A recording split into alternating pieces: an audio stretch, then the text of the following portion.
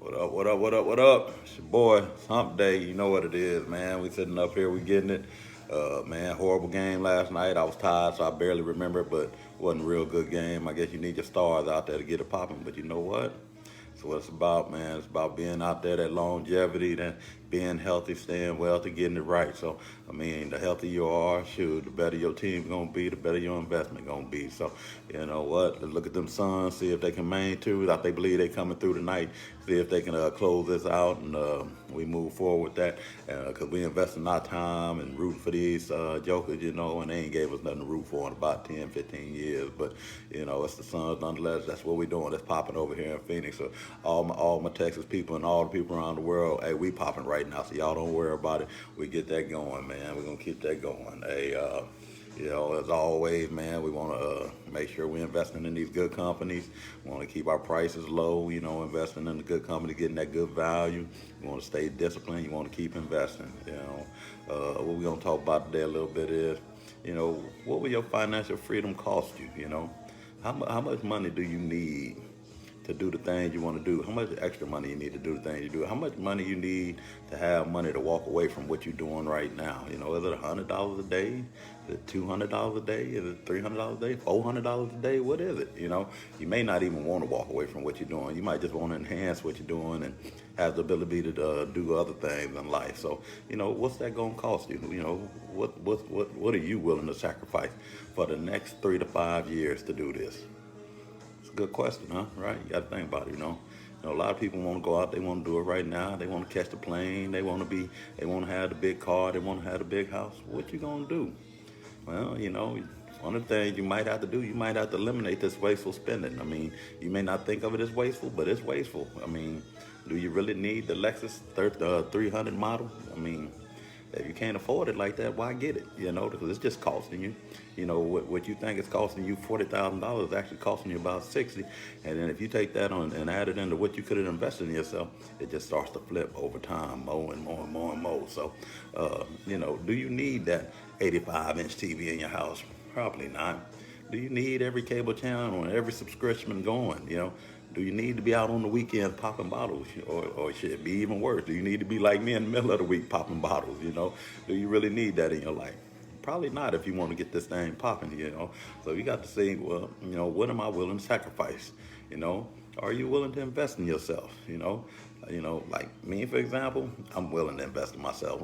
I'm at least $400 a month with me first before I do anything else, and I'll turn around and I'll flip every dollar that on around the 20, and I'll put that into an investment too. So you know, everybody got their own thing, but that's kind of my deliberate plan of making sure that I invest, and you know, sometimes it's more, sometimes it's less, but I try and be deliberate in that $400 a month. You know, and you know, make sure you invest in yourself.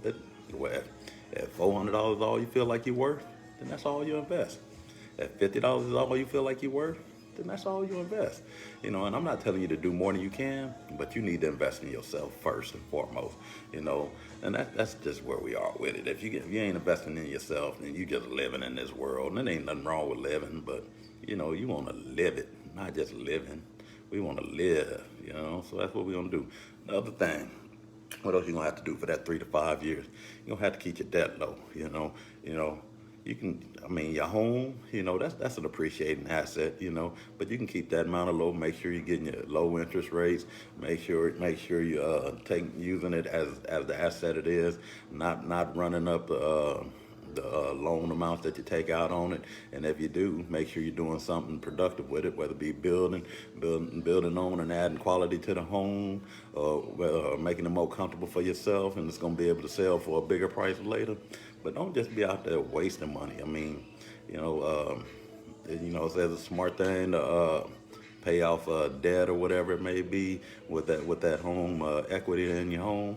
Maybe, depending on how disciplined you are, it might just be another brand of wasteful spending that allows you to run that credit card back up. You know, and you know, your car. You know, we talked about it a little earlier. Do you need the Lexus? Do you need the Rubicon? I want the Rubicon. I don't know if I'm gonna get it, but I definitely don't need it, but I want it. You know, and but it's a depreciating asset. And while you might enjoy it, it might be a good time. That's a lot of money being spent that you could have been investing in yourself. And you know, it ain't nothing wrong with driving a 2010 Armada, shit, it's still rolling, get you to where you need to get to. I don't have to be flossy like that. You don't have to be flossy like that. So, be smart about what you're doing with your money. Know what's appreciating values, what's depreciating values. Know what that means. Know what your assets are. Because in actuality, the car is not an asset unless it has some kind of historical value or something where it's in demand and other people can't get it. It's really nothing but a liability. So you got to be careful with how much money you spend in there. We want to pay off the credit cards on a regular. You want to leave a 1 cent balance on them, so they still have to report it to the credit bureaus, and you still getting credit for paying on time. Because when you do that, they have to report it, and when you pay it off totally, though, it doesn't have to report. It just shows it's paid off and doesn't show that your credit is revolving. So that takes a little bit away from the score, a little bit. That's tit for tat, whether you want to do that or not. Most people that got good credit ain't worried about it. I say good credit, you up in them 720s and above, you ain't really worried about whether they reporting it or not reporting it. You want to report it, but that credit score is going to continue to appreciate. So, and a credit score, good credit score, man, that can save you all kind of money. And when you're saving money, that's allowing you to make more money and invest more into yourself. Interest decreases, asset acquisition, power. Gaining these assets is key. You want things that are going to be able to appreciate, whether it be land, man. Get rid of that credit card debt as quick as you can. It's taking money from your family. It's taking money from you. It's taking money from the things you like to do. Don't try and live somebody else's lifestyle. Live your lifestyle. That's what we're gonna say there. I'm gonna leave you with that. We live your lifestyle. Don't be living nobody else's lifestyle. Flipping money is always fun. It feels methodical, and it feels like it can be duplicated with patience, and it can be. It definitely can be duplicated, but it's gonna take patience to get it done. But in this market, time is your competitive edge. Time is your competitive edge. The longer you're in an investment, the more money it's going to make for you. I've been in investments and I was happy with the profit I took off the table because I didn't know what it was going to do next. But I got to be honest about it, where I may have made $1,000 or $1,500 on an investment. The reality is, if I'd have just let it ride, it'd been worth a whole lot more if I just sat there and watched it grow instead of trying to take that profit there and then regenerate it. Just let the money keep growing for you. Let it keep growing. It's nothing wrong with doing that because it feels good when you make a $1,500 profit, but it's hard to duplicate. It's hard to duplicate. You get it. It's just like anything. If I don't know, shit. I'm trying to think of something that appreciates. Well, shit. I buy a house for $100,000. You buy the same house for $300,000. Well, when the house is worth $1,000,000, well, I'm gonna make, what is that, 8.9 million dollars, and you're gonna make $6-7 million depending on what the cost is and what they take from you. So buying at those low prices, that's key, and then holding the time. Having the same house is not the same house. Depends on what you pay for it. If I'll use my old neighborhood for an example. I was one of the first people to live in this. That means I got it at a very good price. And then I've had neighbors come and go and make good money on the houses they sell or whatever. But the neighbor that's in there right now has paid easily $400,000 more dollars than I had to pay to move into that neighborhood. So just that in itself is $300, a $300,000 benchmark right off the bat, where you have had that much growth, that much asset appreciation going on, and they're just starting there. And it don't mean that they won't get there. They just won't get there as fast as you get there because you got it at a lower price. Getting it at a lower price always gives you an advantage in the market. It doesn't matter what we're talking about. If you can get it at a cheaper price than the next person, it always gives you a competitive advantage. So you're talking about the same product at a lower price. That's called getting it at a good price, getting it at a great value. And you get it at a great value, you're going to make big money, and that's what it's all about. So time allows for growth, better price acquisition, and and it gives assets time to appreciate. So, keep all those things in mind, whether it's in all your investments, not just the stock market, all your investments, whether it be homes, cars, your business, whatever it is. Think about the cost. and how what the margin is going to be. The margin is the difference between what it costs you to get it going and what you're going to turn around as a profit. So keep that margin good, keep that money coming and flowing, uh, man, and the rest will take care of itself. Uh, Again, I don't know how to help you get. No, I know how to help you get there. I ain't gonna tell you that I can make you $100 a day, $200 a day, $300 a day, but I can tell you this: if you're patient and you're willing to sacrifice for 3 to 5 years, you can see $100 to $200 in your account from doing nothing while you sleep, just on making good solid investments. That I know you can do. I don't speak about mine. I try not to, but I know if you're willing to sacrifice for any limited time or any amount of time, and you're gonna invest in yourself first, you can see that extra $100 a day, $200, and it may not pop up every day, but you do it over a week, over a month, it's going to average out to about that. But you got to give it time to work for you. You have to give it time to work for you. So that being said, let that money work for you. Invest in yourself. Again, I don't care if it's $5 or $35. Invest in yourself. Find a way to get this money popping for you. Invest in good companies. I'm gonna keep saying invest in good companies, good companies, good companies. It's no need in trying to prove you smarter than nobody else, because you may win something like that. I got a couple companies I take flyers on, and they do really well.